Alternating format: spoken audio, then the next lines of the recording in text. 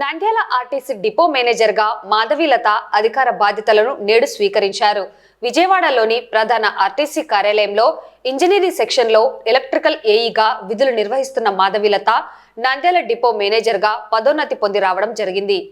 1998-99వ సంవత్సరంలో నంద్యాల డిపోలో కండక్టర్గా ఉద్యోగ ప్రస్థానాన్ని ప్రారంభించిన మాధవీలత అంచెలంచెలుగా వివిధ డిపోలలో సమర్థవంతంగా విధులు నిర్వహించి తన సొంత ఊరిలో తిరిగి ఆర్టీసీ డిపో మేనేజర్గా రావడం సంతోషంగా ఉందని తెలిపారు.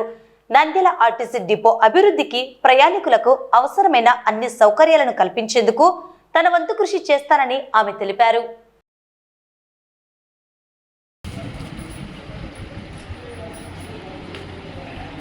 నా పేరు జె మాధవీలత. నేను విజయవాడ నుంచి హెడ్ ఆఫీస్లో సివిల్ ఇంజనీరింగ్ సెక్షన్ నుంచి ఏఈ ఎలక్ట్రికల్గా చేసేదాన్ని. ఇప్పుడు డిపో మేనేజర్గా నంద్యాలకు వచ్చాను.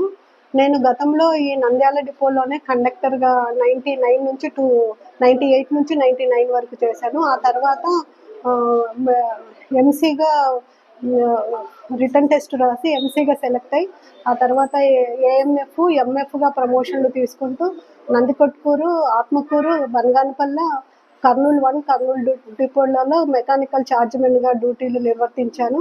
ఆ తర్వాత హైదరాబాద్ 2 డిపోలో కూడా ఎంఎఫ్గా ప్రమోషన్ తీసుకుని అటెళ్ళి అక్కడ డ్యూటీ చేశాను. ఆ తర్వాత బైఫర్గేషన్ కారణంగా హైదరాబాద్ నుంచి విజయవాడకి వెళ్ళాను. సిఈడిలో 12 ఇయర్స్ సర్వీస్ చేశాక మళ్ళీ ఇప్పుడు ప్రమోషన్ మీద డిపో మేనేజర్గా నంద్యాలకు వచ్చాను. నాకు ఈ సొంత డిపోకు రావడం చాలా ఆనందంగా ఉంది.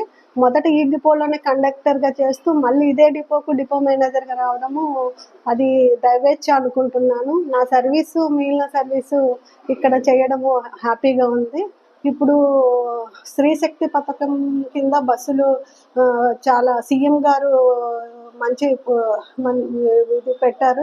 స్త్రీశక్తి పథకం కింద మా మీద చాలా భరోసా ఉంది. ఇప్పుడు ఈ బస్సులోది నిర్వహణ కానీ, బస్టాండ్లో మెయింటెనెన్స్ కానీ, టాయిలెట్స్ మెయింటెనెన్స్ కానీ, ఆర్ఓ ప్లాంట్ మెయింటెనెన్స్ కానీ ఇవన్నీ చాలా డెవలప్మెంట్ చేయాల్సి ఉంది. ఇవన్నీ ఫ్యూచర్లో బాగుండేటట్లు బాగా చేసుకునేటట్టు చూడగలుగుతాను.